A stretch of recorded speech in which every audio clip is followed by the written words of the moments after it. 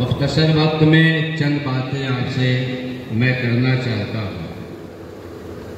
جو علم ہمیں دیا جا رہا ہے، جس علم سے ہم جڑے ہوئے ہیں، آپ یہ ذہن میں رکھ لیں کہ اس کی تاریخ نئی نہیں، بہت پرانی ہے۔ راجی اور اس سماجی ان پیغاموں سے ہٹ کر کے آگے بڑھنے اور سوچنے کی کوشش کریں جو یہ پیغام دینا چاہتے ہیں کہ جو کچھ بھی علم کے اندر تنوع کی کیفیت پیدا ہوئی ہے یہ ہماری محنت ہے، نہیں۔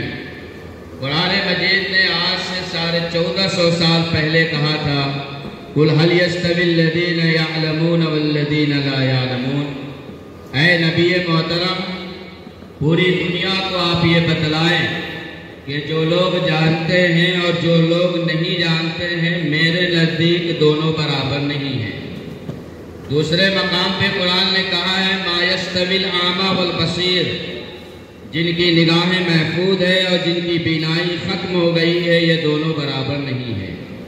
تیسرے مقام پہ قرآن نے کہا اقرأ بِاسْمِ رَبِّكَ الَّذِي خَلَقَ خَلَقَ الْإِنسَانَ مِنْ عَلَقٍ اقرأ وَرَبُّكَ الْأَكْرَمُ الَّذِي عَلَّمَ بِالْقَلَمِ۔ آقا علیہ السلام آخری نبی، سید الانبیاء، خاتم الانبیاء ہے۔ آپ علیہ السلام کو باضابطہ پہلا جو پیغام دیا گیا تھا، پہلا جو خطاب دیا گیا تھا، وہ خطاب کسی بڑی یونیورسٹی میں نہیں، کسی بڑی جگہ پہ نہیں، بلکہ غار حرا کا وہ علاقہ، وہ جگہ جو بالکل سنسان تھا۔ آج بھی وہ جگہ حجاج جا کر کے دیکھتے ہیں، ایک آدمی صرف ٹھہر سکتا ہے، بیٹھ سکتا ہے اور لیٹ سکتا ہے، دوسرے کی گنجائش نہیں ہے۔ اس تنگ کمرے میں، اس تاریک جگہ میں، اس چھوٹی سی جگہ میں آپ صلی اللہ علیہ وسلم کو عرب کے اس خطے میں صرف ایک پیغام دیا گیا تھا، وہ ہے علم، یعنی پڑھنا ہے اور پڑھانا ہے۔ یہ اس بات کی دلیل ہے کہ علم ہی اصل بنیاد ہے اور اس کے ذریعے آپ آگے بڑھ سکتے ہیں اور دنیا کی قیادت اور سیادت آپ کے حوالے ہوگی۔ اسی لیے اس دنیا کے اندر جتنی قومیں ابھی ترقی کر رہی ہے یا ترقی یافتہ زبانوں میں، قلموں میں، تحریروں میں اپنا نام لکھوا رہی ہے، ان کے پاس اصل ہتھیار علم ہے۔ دولتیں آتی اور جاتی ہے۔ امام اعظم ابو حنیفہ رحمۃ اللہ علیہ نے 3 صدی ہجری کے اندر کہا تھا المال غاد ورائح، مال صبح آتا اور شام چلا جاتا ہے، لیکن علم جب آتا ہے تو آتا ہی رہتا ہے۔ اس علم کی وہ دولت، وہ برکت دی کہ وہ صحابہ کرام جو عرب کے اندر نام و نشان نہیں رکھتے تھے، ان کی کوئی پہچان نہیں تھی، ان کو کوئی جانتا نہیں تھا، لیکن آقا علیہ السلام نے صرف علم کی روشنی دی تھی کہ اکبر الہ آبادی نے کہا تھا وہ جو خود نہ تھے راہ پر اوروں کے ہاتھی بن گئے، کیا نظر تھے جس نے مردوں کو مسیحا کر دیا۔ اس علم کے اندر مسیحائی کی صلاحیت ہے۔ بچوں، آپ کو محنت کرنی پڑے گی، آپ کو کوشش کرنی پڑے گی۔ آپ جالینوس اور فارابی بن سکتے ہیں، لیکن شرط یہ ہے کہ آپ کو محنت کرنی پڑے گی۔ یہ جو علم ہے جو آپ کو دیا جا رہا ہے، جس آسانی کے ساتھ اس وقت علم ہمیں مل رہا ہے، اتنی دشواری کے ساتھ تقریباً آج سے 1200 سال پہلے لوگوں نے حاصل کیا ہے۔ تاشکند کی تاریخ آپ اپنے اساتذہ سے پڑھیں، بخارا کی تاریخ آپ اپنے اساتذہ سے پڑھیں، اور سیحون کی تاریخ بھی آپ پڑھیں۔ کئی 100 کلومیٹر دوری کا وہ سفر کیا کرتے تھے آقا علیہ السلام کی ایک روایت اور ایک علم کو حاصل کرنے کے لیے۔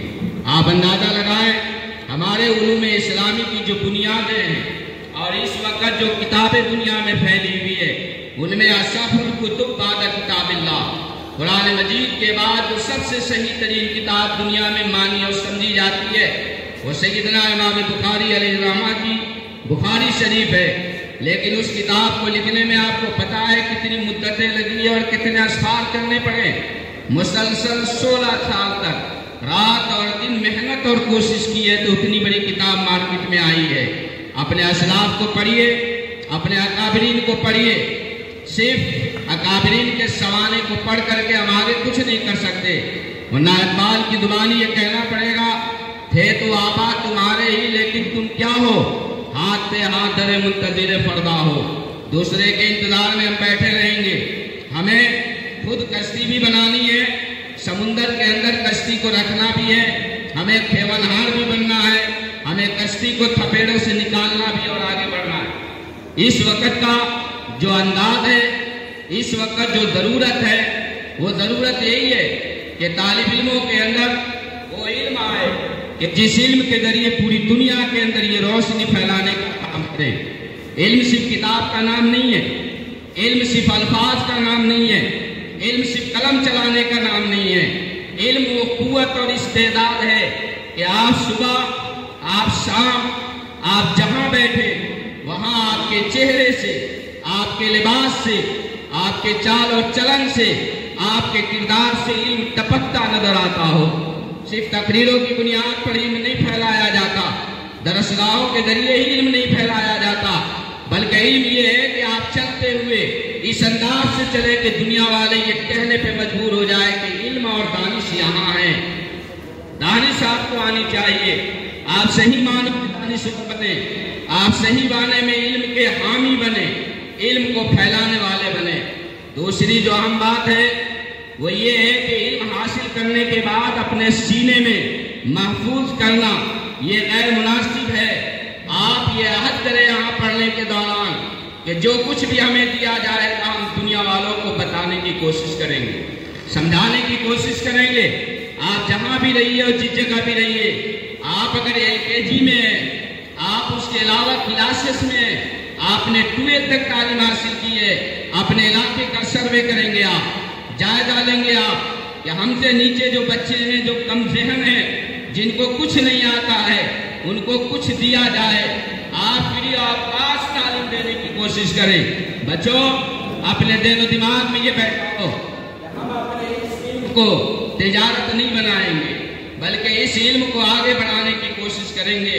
اقبال نے بہت پہلے کہا تھا، اے طائر لاہوتی اس رزق سے موت اچھی جس رزق سے آتی ہو پرواز میں کوتاہی۔